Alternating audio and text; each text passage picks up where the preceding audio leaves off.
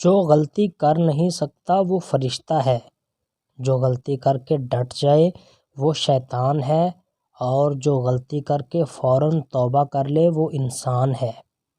دوست جو صرف تمہاری اچھی حالت کا دوست ہو اور برے وقت میں کام نہ آئے، اس سے بچنا چاہیے، کیونکہ وہ سب سے بڑا دشمن ہے۔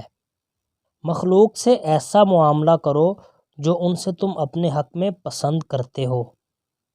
انسان کا سب سے بڑا کارنامہ یہ ہے کہ وہ اپنے دل اور زبان کو قابو میں رکھے۔ اللہ کا ہر فیصلہ عقل و انصاف پر مبنی ہوتا ہے، اس لیے حرف شکایت کبھی لب پر نہ لاؤ۔ دنیا کا طلبگار سمندر کا پانی پینے کی طرح ہے کہ جس قدر پیتا ہے پیاس اور لگتی ہے۔ دولت دنیا کی یا ایمان کی ہو، جتنی بڑھتی جائے گی اتنی نیند کم ہوتی جائے گی۔ بازار کے اندر ذکر الہی میں مصروف شخص مردوں میں زندہ کے جیسا، مغروروں میں غازی کے جیسا اور خشک درختوں میں سرسبز کے جیسا ہے۔